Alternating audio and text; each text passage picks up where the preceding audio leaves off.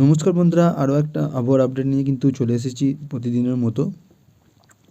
তো বন্ধুরা, আজকের ওয়েদার কীরকম থাকবে বা আগামীকালের ওয়েদার কীরকম থাকবে সমস্ত কিছু আলোচনা করবো আজকের এই ভিডিওতে। তো বেশি কিছু ওয়েদারে তেমনটা কিন্তু হেরফের নেই। তো শীতকালের ওয়েদার বুঝতেই পারছো, তো প্রতিদিন কম বেশি ঠান্ডা থাকবে বা গরমটা বাড়তে পারে, সেরকম কিছু হবে। তো দুপুরের দিকে কতটা গরম যাবে এবং রাতের দিকে কতটা ঠান্ডা যাবে এবং সকালবেলা কতটা ঠান্ডা ছিল সেই নিয়ে আলোচনা করব। তো মূলত সকাল থেকেই কিন্তু যে আকাশ পরিষ্কার থাকবে। তো কিছু জায়গায় কিন্তু কুয়াশা থাকতে পারে, তো সেটা আমি এবার দেখবো ঘন কুয়াশা কোথায় থাকার সম্ভাবনা রয়েছে, তো সেটা কিন্তু আমরা দেখে নেব। বর্তমানে দেখতে পাচ্ছেন মূলত পরিষ্কার আকাশই রয়েছে পশ্চিমবঙ্গ বাংলাদেশের যেটা স্যাটেলাইট রিপোর্ট আছে, 1 মিনিটের রিপোর্ট আছে, সেটা আমরা দেখে নিই কীরকম ওয়েদার আছে।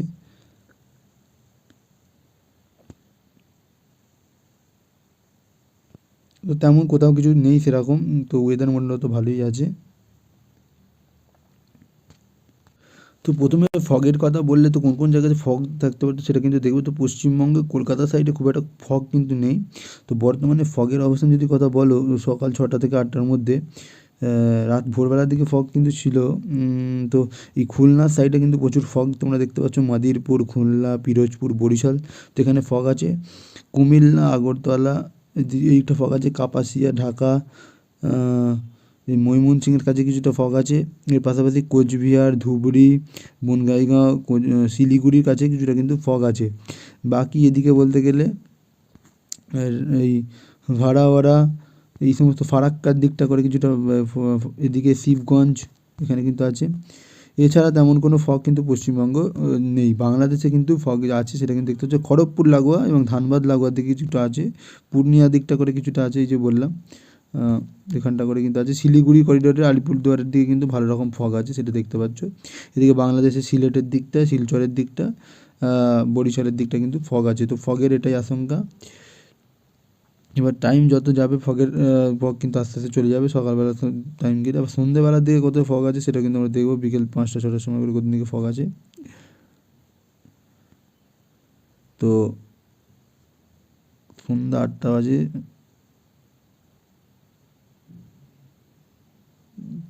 তো আগামীকালের দিকে কোথাও ফগ থাকতে পারে, আগামীকালে তেমন কোনো ফগের আশঙ্কা নেই। ওই ঢাকার সাইডে কিছুটা ফগ থাকবে, তো তেমনটাই কিন্তু লক্ষ্য করতে পারা যাচ্ছে।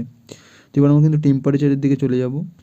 তো ভোর 4টের সময় কলকাতার টেম্পারেচার দেখতে পাচ্ছেন কীরকম ছিল। ভোর 4টের সময় কলকাতার টেম্পারেচার 16 ডিগ্রি কাছে ছিল সর্বনিম্ন।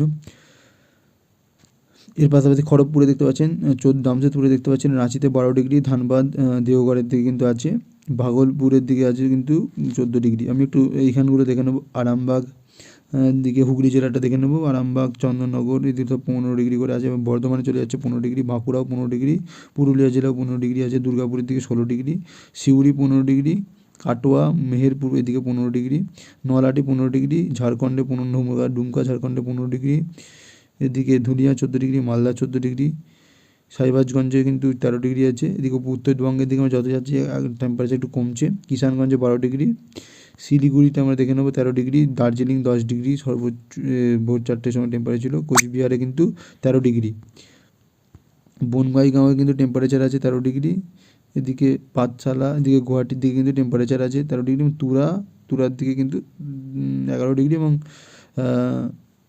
এদিকে আমরা চলে যাব রাজীবপুরের দিকে 13 ডিগ্রি, রাংপুর 13 ডিগ্রি, দিনাজপুরের দিকে 13 ডিগ্রি, মাদেরপুর, বগরা এই সমস্ত জায়গায় 13 ডিগ্রি করে আছে।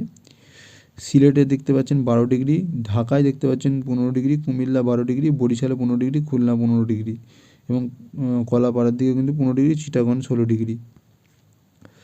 তো এটা ছিল আজকে সকালের টেম্পারেচার। এবার আমি চলে যাব দুপুরের দিকে সর্বোচ্চ টেম্পারেচার কত যেতে পারে। দেখতে পাচ্ছেন কলকাতার দিকে যথাক্রমে কিন্তু 26 ডিগ্রি করে থাকছে, জামশেদপুর 27 ডিগ্রি, আরামবাগ, চন্দননগরের দিকে কিন্তু 26 ডিগ্রি থাকছে, বর্ধমানেও 26 ডিগ্রি, দুর্গাপুরের দিকে 27 degree, Bankura 26 degree, Purulia 27 degree, নলহাটির দিকে কিন্তু 26 ডিগ্রি থাকছে, সিউড়িতে 26 ডিগ্রি, ডুমকা ঝাড়খণ্ডের দিকে কিন্তু 25 ডিগ্রি 26 ডিগ্রি থাকছে, মালদার দিকে চলে এসেছি সেখানেও কিন্তু 26 ডিগ্রি, কিরণ দিকে 25 degree, Kishanganj 25 degree, Siliguri 25 degree, এবং দার্জিলিং 18 ডিগ্রি, কোচবিহার দেখতে পাচ্ছেন এবং গুয়াহাটি দেখতে পাচ্ছেন 26 ডিগ্রি করে আছে। এর পাশাপাশি রাংপুরের দিকে বাংলাদেশে এবং ঠাকুরগাঁও 26 ডিগ্রি করে আছে।